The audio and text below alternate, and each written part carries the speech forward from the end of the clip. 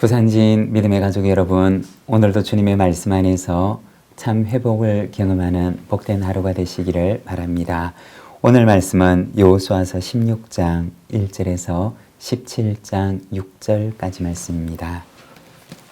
요셉 자손이 제비 뽑은 것은 여리고 샘 동쪽 곧 여리고 곁 요단으로부터 광야로 들어가 여리고로부터 베델 산지로 올라가고 베델에서부터 루스로 나아가 아렉 족속의 경계를 지나 아다롯에 이르고 서쪽으로 내려가서 야블렛 족속의 경계와 아래 벳호론과 게세레까지 이르고 그 끝은 바다라.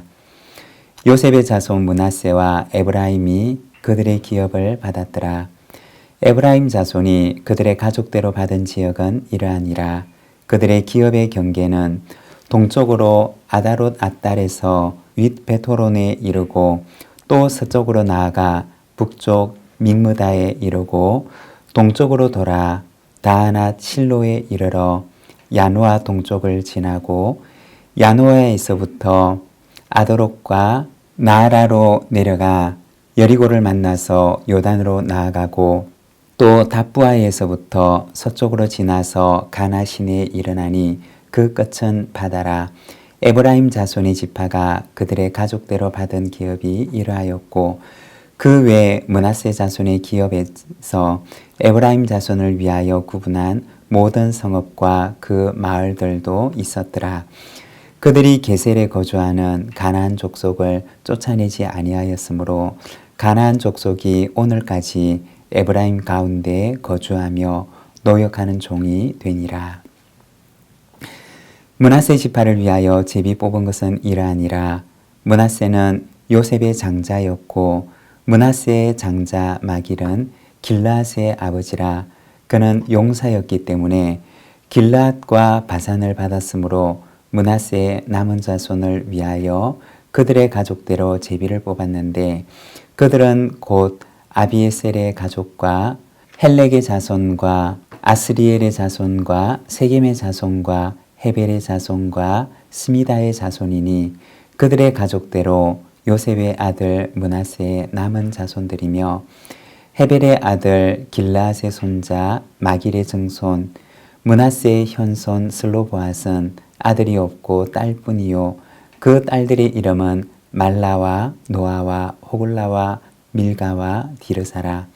그들이 제사장 엘라살과 눈의 아들 여호수아와 지도자들 앞에 나와서 말하기를 여호와께서 모세에게 명령하사 우리 형제들 중에서 우리에게 기업을 주라 하셨다하매 여호와의 명령을 따라 그들에게 그들의 아버지 형제들 중에서 기업을 주므로 요단 동쪽 길르앗과 바산 외에 므낫세에게 10분깃이 돌아갔으니 므낫세의 여자 자손들이 그의 남자 자손들 중에서 기업을 받은 까닭이었으며 길르앗 땅은 므낫세의 남은 자손들에게 속하였더라.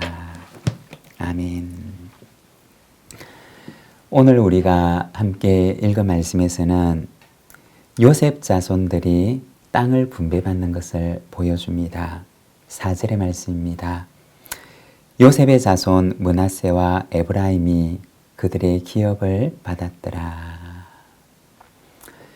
요셉의 자손들 가운데 요셉의 아들 에브라임과 므낫세가 각각 땅을 분배받는 것을 보여줍니다. 그런데 여기에 보면 야곱의 12아들 가운데 요셉만 두 몫의 땅을 받았던 것입니다. 다른 지파들은 다 한 몫의 땅을 분배받았지만 요셉의 자손들은 그의 아들인 에브라임의 몫으로 하나 그리고 므낫세의 몫으로 하나 이렇게 두 몫의 땅을 분배받게 됩니다. 왜 그랬던 것일까요? 당시 풍습에서는 장자에게는 두 몫의 유산을 나누어 주게 되어 있었습니다. 그런데 이 요셉은 생각해 보면 장자가 아니었습니다. 그는 11번째 아들이었는데 어떻게 두 몫의 유산을 받게 되었을까요? 역대상 5장 1절의 말씀을 보면 이렇게 말씀을 합니다. 이스라엘의 장자 르우벤의 아들들은 이러하니라. 르우벤은 장자라도 그의 아버지의 침상을 더럽혔으므로 장자의 명분이 이스라엘의 아들 요셉의 자손에게로 돌아가서 족보의 장자의 명분대로 기록되지 못하였느니라. 사실 야곱의 장자는 르우벤이었습니다. 그러나 이 르우벤은 자신의 죄와 실수를 통해서 장자의 명분을 잃게 되었던 것입니다. 그래서 이 장자의 명분을 잊게 된 사람이 누구였느냐? 바로 11번째 아들이었던 요셉이었습니다. 그래서 요셉 지파는 아들 므낫세의 이름을 따라서 그리고 에브라임의 이름을 따라서 각각 한 몫씩 두 몫의 땅을 분배받게 되었던 것입니다. 여러분, 은혜에 합당한 자가 됩시다. 은혜에 합당하지 못하여 그것을 잃어버리는 자가 아니라 하나님께서 주시는 그 은혜에 합당한 자로 살아가는 저와 여러분의 이 한 해가 되시기를 바랍니다. 이어서 에브라임 지파와 므낫세 지파에 대한 땅의 분배에 대해서 말씀을 합니다. 먼저 10절에 보면 이렇게 말씀을 합니다. 그들이 게셀에 거주하는 가나안 족속을 쫓아내지 아니하였으므로 가나안 족속이 오늘까지 에브라임 가운데 거주하며 노역하는 종이 되니라. 에브라임 지파의 땅 분배에 대해서 말하고 난 후에 한마디를 덧붙이게 되는데 게셀에 거주하는 가나안 사람을 쫓아내지 않았다고 이야기를 합니다. 그런데 여기에서 우리가 주목할 부분이 있는데 바로 쫓아내지 못한 것이 아니라 쫓아내지 않았다는 것입니다. 못 쫓아내는 것이 아니라 안 쫓아낸 것이 어떤 것입니다. 왜 그랬던 것일까요? 어떤 동기가 있었던 것일까요? 여기에 보면 그들이 에브라임 가운데 거주하면서 노역하는 종이 되었다라고 말을 합니다. 그들을 쫓아내지 않았던 동기는 바로 경제적인 이유 때문이었던 것입니다.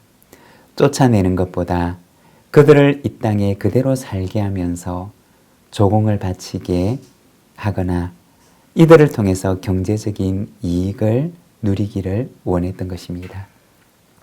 이들을 종으로 삼아서 노역을 통해 경제적 이익의 수단으로 삼았던 것입니다. 바로 물질적인 이익이라는 이유 때문에 그들을 남겨두었던 것입니다. 그 결과는 무엇이었을까요? 잠깐 동안은 그것이 유익인 것처럼 보였지만 그러나 이스라엘의 긴 역사를 보게 되면 이 일은 그들의 올무가 되고 맙니다. 여러분, 이익을 보고 살아가는 것이 아니라 하나님 앞에서 가치를 보고 살아가시기를 바랍니다. 하나님 앞에서 살아가게 되면 지금은 잠깐 손해처럼 보일지라도 하나님께서 넉넉하게 갚아주실 것입니다. 그리고 17장에 보면 므낫세 지파 가운데 슬로보앗의 딸들의 이야기가 나옵니다. 원래 유업은 아들들을 중심으로 나누어 주었지만 그러나 슬로보앗이라고 하는 사람은 아들이 없이 딸들밖에 없었던 것입니다. 슬로보앗의 딸들의 요청을 따라서 하나님께서는 이 딸들에게도 동일하게 유업을 나누어 줄 것을 말씀하십니다. 당시 여성들은 권리로부터는 소외된 사람들이었습니다. 그러나 하나님께서는 소외되었던 이들의 권리를 보호해 주셨던 것입니다. 여러분, 하나님께서는 가장 연약한 자의 신음소리도 귀를 기울여 주십니다.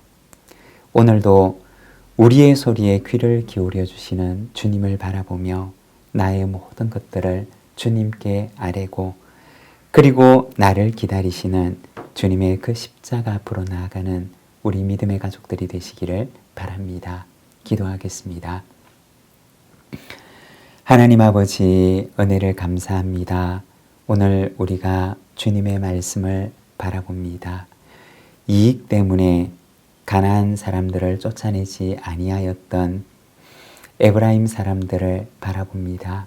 하나님 아버지, 이 한 해를 살아갈 때 이익을 쫓아 살아가는 사람이 아니라 하나님 앞에서 살아가는 저희들의 삶이 되게 하여 주옵소서. 주님, 이 하루를 그리고 이 한 해를 주님 앞에 의탁합니다. 주님 앞에 행하는 저희들의 삶이 되게 하여 주옵소서. 예수님의 이름으로 기도드립니다. 아멘.